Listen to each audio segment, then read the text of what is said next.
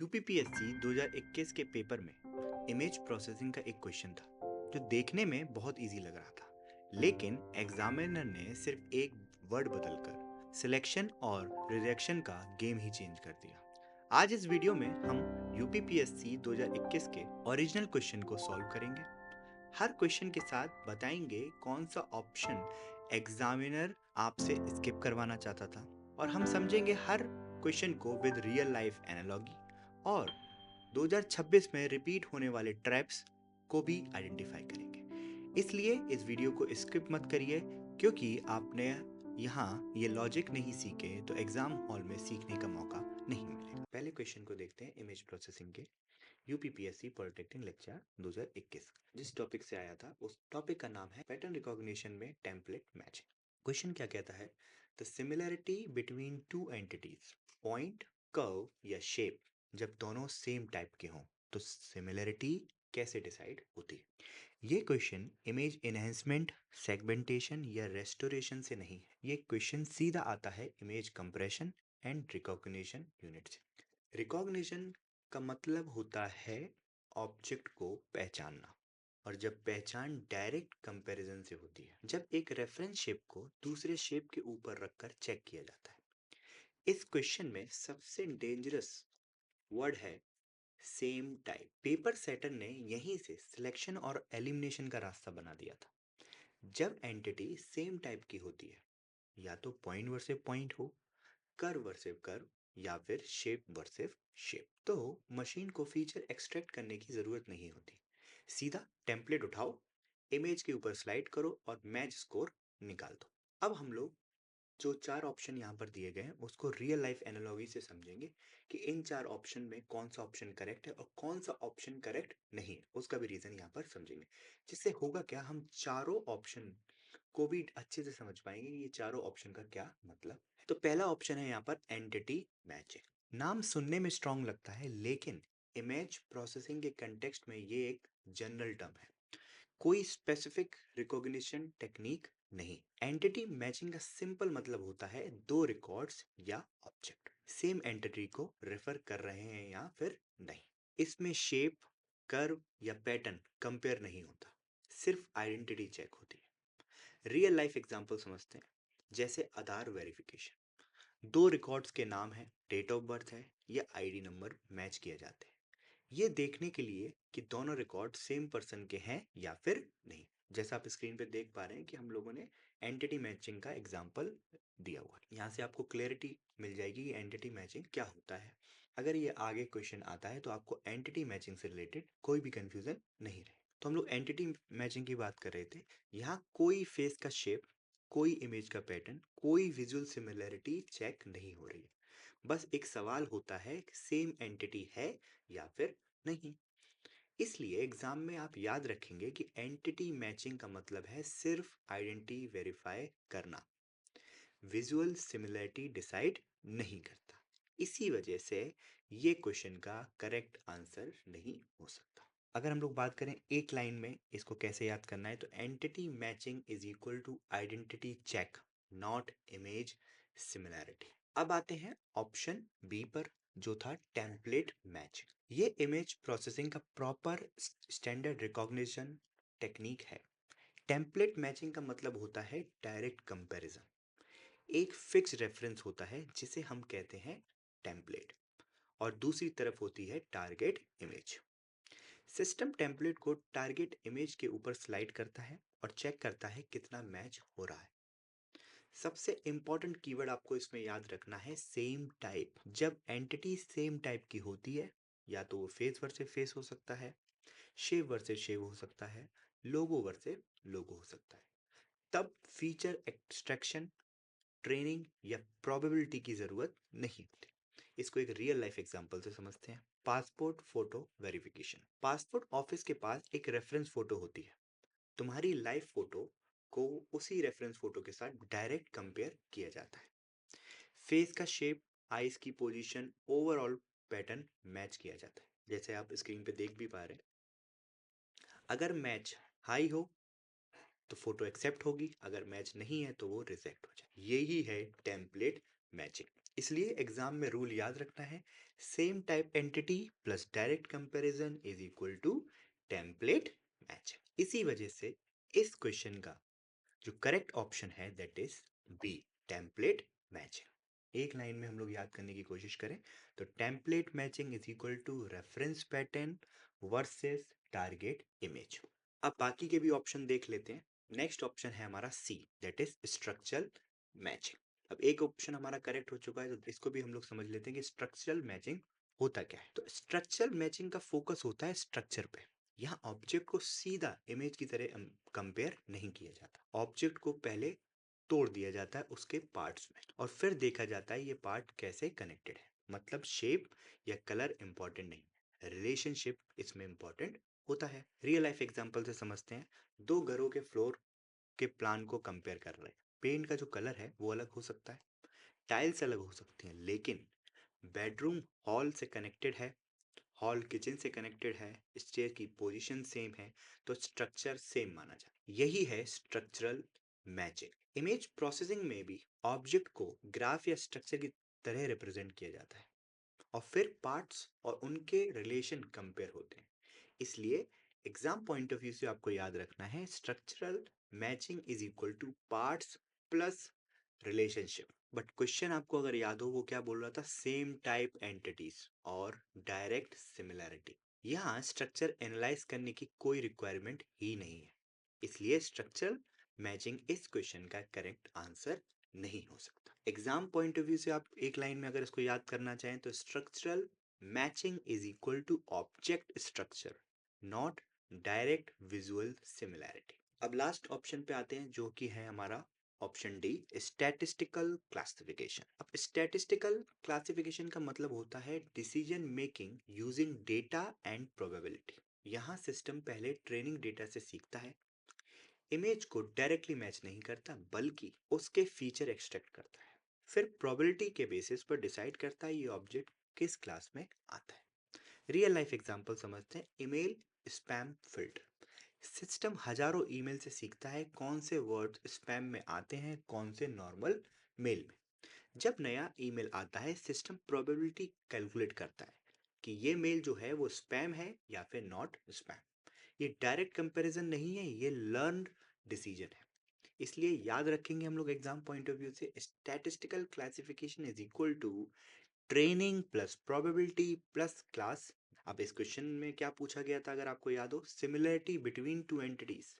यहाँ कोई training data नहीं है, कोई प्रोबेबिलिटी नहीं है, कोई क्लास असाइन नहीं हो रही, इसलिए स्टैटिस्टिकल क्लासिफिकेशन इस क्वेश्चन का आंसर नहीं हो सकता। एक लाइन में हम लोग इसको याद करना चाहें तो statistical classification is equal to learn decision, not similarity matching. इस क्वेश्चन में एग्जामिनर ने 4 ऑप्शन दिए थे, लेकिन लॉजिक सिर्फ एक काम का है। अभी हम लोगों ने सारे ऑप्शन को देखा तो क्या क्या हम लोगों ने समझा। पहला ऑप्शन है एंटिटी मैचिंग। एंटिटी मैचिंग सिर्फ इतना पूछता है सेम एंटिटी है या नहीं, जैसे आधार वेरिफिकेशन, नेम चेक करेगा, डेट ऑफ बर्थ चेक करेगा, आईडी नंबर मैच करेगा, तभी वो होगा एंटिटी मैच। कोई शेप कंपेयर नहीं होगी, कोई पैटर्न कंपेयर नहीं होगा, इसलिए ये सिर्फ आइडेंटिटी चेक है, सिमिलरिटी टेक्निक नहीं। तो इसको हम लोग क्या करेंगे यहाँ पर, एलिमिनेट करेंगे।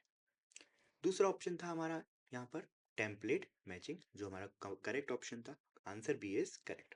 थर्ड ऑप्शन है स्ट्रक्चरल मैचिंग। स्ट्रक्चरल मैचिंग पूछता है ऑब्जेक्ट के पार्ट्स का रिलेशन सेम है या नहीं। जैसे दो घरों के फ्लोर अभी हम लोगों ने देखा, पेंट अलग हो सकता है लेकिन लेआउट सेम हो सकता है।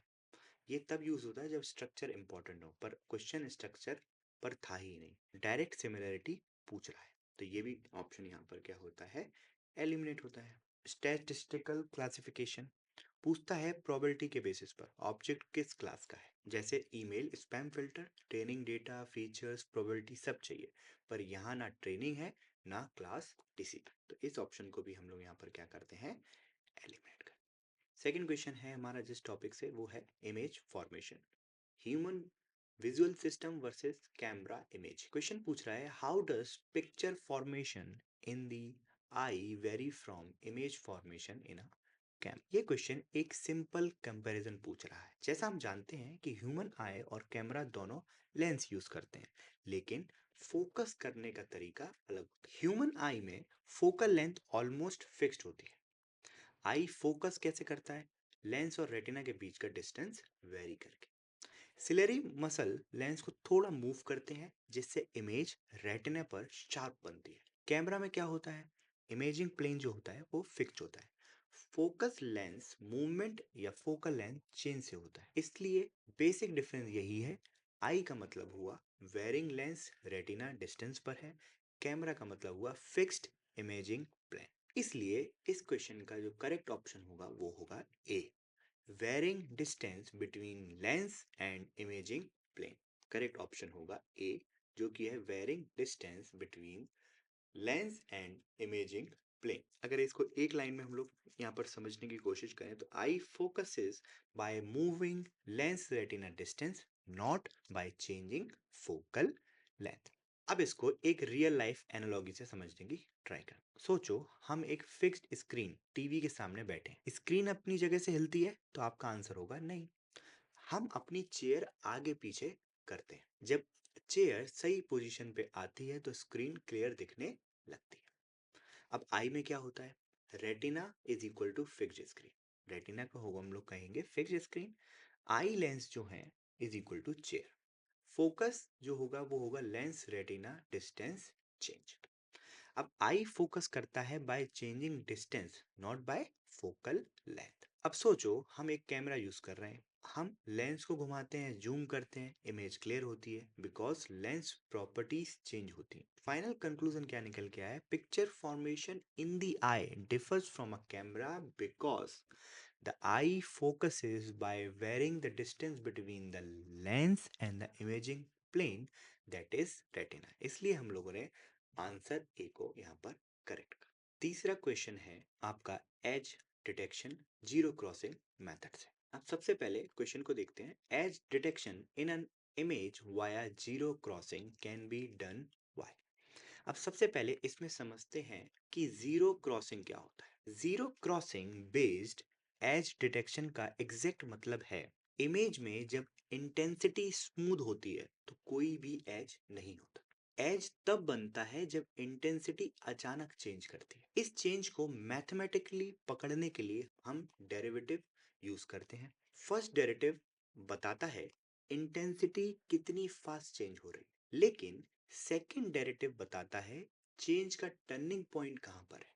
अब यहाँ एक इंपॉर्टेंट चीज है जो हमें नोटिस करनी है, वो है जीरो क्रॉसिंग। जीरो क्रॉसिंग का मतलब होता है सेकंड डेरिवेटिव का साइन चेंज होना, पॉजिटिव से नेगेटिव या नेगेटिव से पॉजिटिव। जहां ये साइन चेंज होता है वहीं एक्चुअल एज लोकेशन होती है। इसलिए बोलते हैं zero crossing based edge detection में एज उन पॉइंट पर डिटेक्ट होती है जहां सेकंड डेरिवेटिव जीरो क्रॉस करता है। ये प्रॉपर्टी सिर्फ सेकंड ऑर्डर डेरिवेटिव ऑपरेटर के साथ होती है। फर्स्ट ऑपरेटर जैसे सोबल, प्रीवेट, रॉबर्ट्स ये ग्रेडियंट मैग्नीट्यूड देते हैं, जीरो क्रॉसिंग नहीं। इसलिए zero crossing based edge detection हमेशा लैप्लेसियन टाइप ऑपरेटर से होती है। तो edge is equal to zero crossing of second derivative. और जीरो क्रॉसिंग सेकंड डेरिवेटिव कौन सा हुआ? लैप्लेसियन, LOG।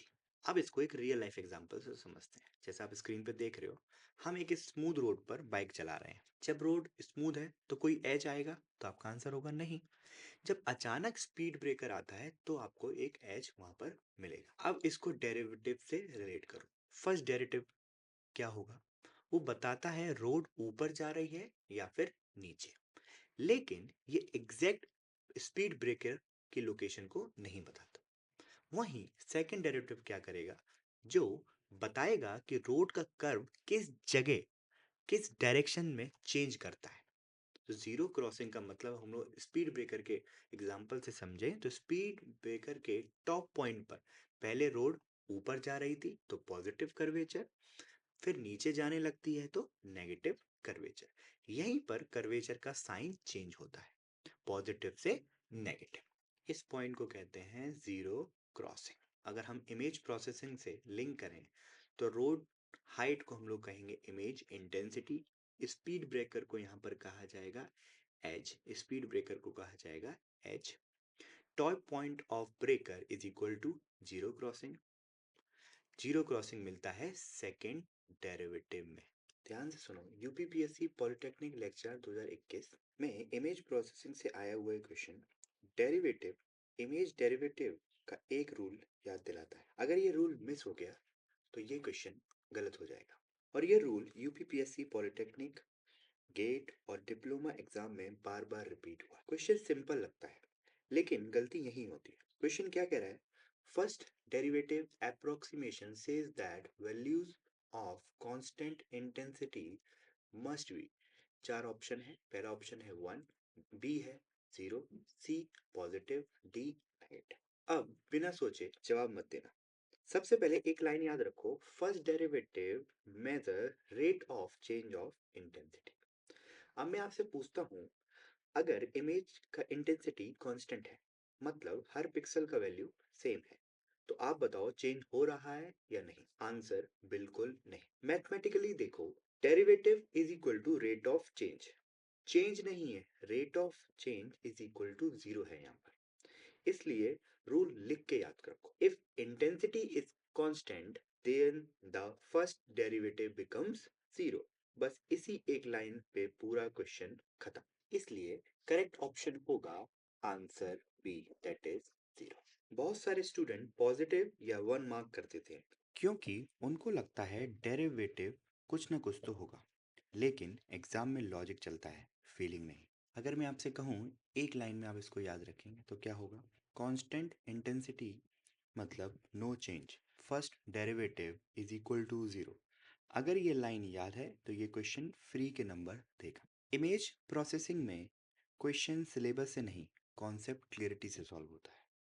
आज हमने यूपीपीएससी पॉलिटेक्निक लेक्चर 2021 के इमेज प्रोसेसिंग के कुछ ओरिजिनल क्वेश्चन सॉल्व किए। अब एक बहुत इंपॉर्टेंट बात याद रखना, एग्जाम में सवाल बुक की लाइन रटने से नहीं आता, कॉन्सेप्ट की अंडरस्टैंडिंग से आता है। आज के इन क्वेश्चन का मतलब सिर्फ आंसर निकालना नहीं था, बल्कि ये समझना था कि क्वेश्चन थ्योरी को ट्विस्ट करके कैसे पूछा जाता है, ऑप्शन लॉजिक से कैसे एलिमिनेट किए जाते हैं, और एग्जामिनर किस जगह पर स्टूडेंट को कंफ्यूज करना चाहता है। अगर आपको लग रहा है कि हाँ सर अब इमेज प्रोसेसिंग धीरे धीरे क्लियर हो रही है, तो समझ लीजिए आप सही डायरेक्शन में जा रहे हो। नेक्स्ट वीडियो में हम इसका दूसरा पार्ट लाएंगे, उसमें हम और PYQs को डिकोड करेंगे, एग्जामिनर का एग्जैक्ट पैटर्न समझेंगे और यूपीपीएससी पॉलिटेक्निक के लिए sure short scoring area identify करेंगे। इसलिए वीडियो को यहीं बंद मत करिए, लाइक करके बताइए कि कंटेंट एग्जाम ओरिएंटेड है, सब्सक्राइब करके प्रिपरेशन को ट्रूली सीरियस बनाइए, क्योंकि यूपीपीएससी पॉलिटेक्निक लेक्चर का पेपर लक से नहीं, लॉजिक और क्लियरिटी से क्लियर होता है। मिलते हैं नेक्स्ट लेक्चर में। Thank you for watching code book by भारतीय।